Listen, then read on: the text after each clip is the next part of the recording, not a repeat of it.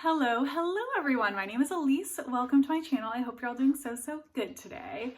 We are here today to do a short and sweet, hopefully, video about my reading goals for the year of 2025, which is absolutely crazy that we're already back around to doing goals for another year. But I love goals, so I'm very excited. And really there are two reasons I like doing this video. One, the public accountability of having all of my goals in one place where other people have seen them that I need to make sure I'm on top of throughout the year. And two, to hear about other people's goals. So if you have reading goals for 2025, please let me know down below. I think it's fascinating to see the ways in which, we as readers try to adjust and change our reading from year to year. And that's really what I'm trying to do with mine. I'm just trying to almost experiment, tweak with my reading ever so slightly to kind of give myself the experience that I'm looking for in this season of my reading journey. So my goals are going to reflect that. We'll go ahead and get into them. We have 3 goals that I'm taking over from last year, so we're going to start there. The first one is tracking my books in and out. This essentially means that I want my books coming into my TBR to at least match the books leaving my TBR in a given year. Even better if it's a net negative, but I don't want my TBR to grow any more than it already is. I really love having a large TBR to pull from. It's definitely like shopping your shelves.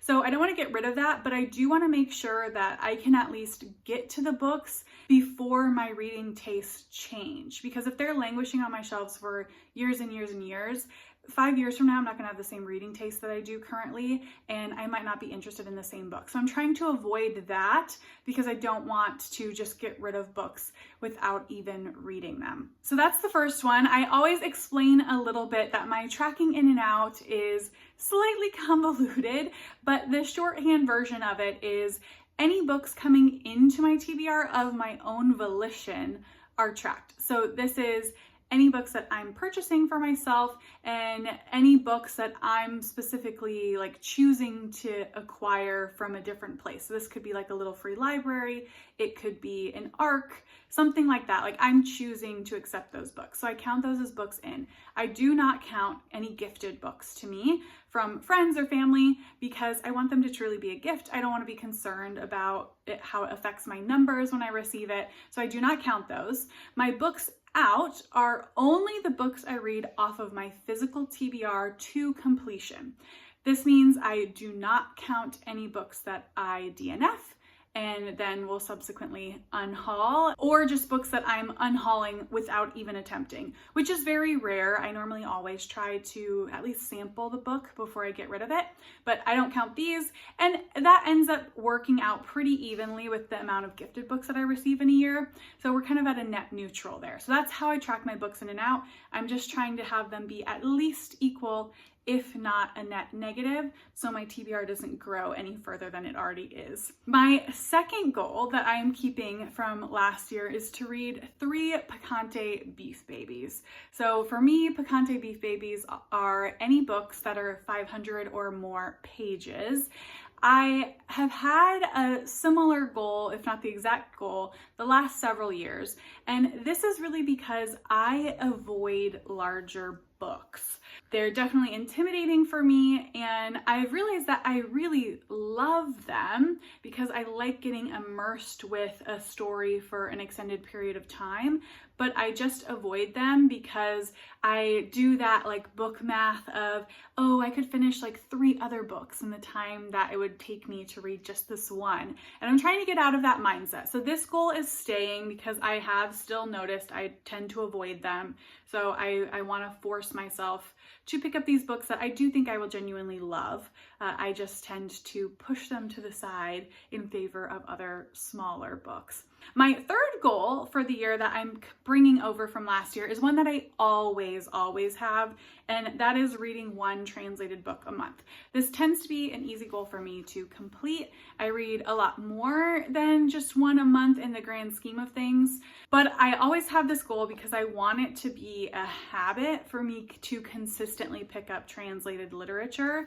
So I keep this here just to keep myself honest, and I will forever keep it so I maintain that habit, but tends to be be an easy one for me to do, but some months I do have to like squeeze it in under the wire. So excited to have this one as always.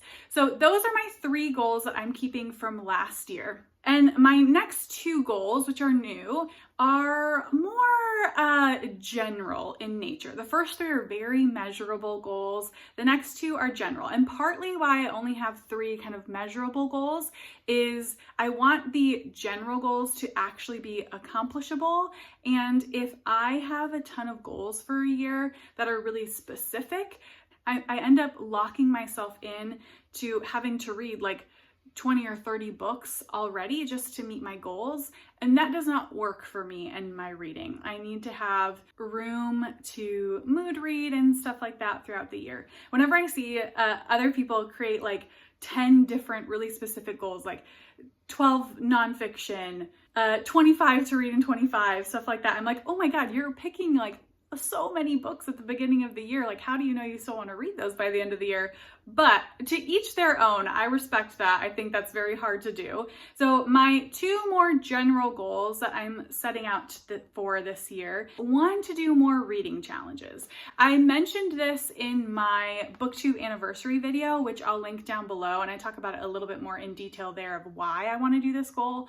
But I am definitely drawn right now to doing some specific in the moment challenges throughout the year. There are a couple series that I'm wanting to start on my channel this year. I see other people doing these and they just look so fun, and I want that kind of like fun gamification in my reading right now. So I'm gonna try and do generally more challenges. This shouldn't be too hard to complete because I don't think I did any challenges in the previous year. So even if I just did 1, that would be meeting this goal. So I really am going to try hard to do that this year. So more challenges, that's probably going to translate into content like videos, but that is exciting and fun for me.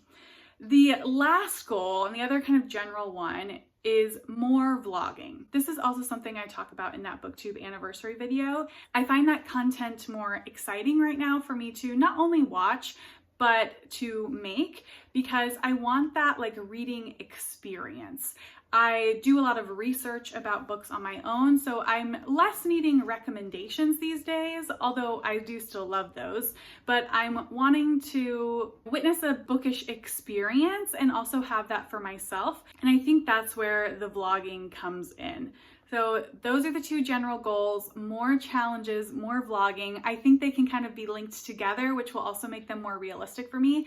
And again, if we compare this to last year, I maybe did like 2 vlogs last year, I want to say, maybe 3 at a stretch. So this shouldn't be too hard for me to do more. I'm hoping to do significantly more, but we'll see how it actually goes. Maybe I'll start doing it and change my mind. But these are the 5 goals that I have for this year. So I'm going to go over them really quickly one more time.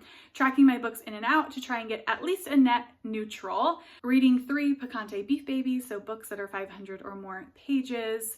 Reading 1 translated book a month. More reading challenges and more vlogging for my channel and my reading experiences. So those are my 5 goals. Please let me know what your goals are for 2025, and hopefully we're going to accomplish all of these. So I'll see you later in the year when we have my first check-in. Bye.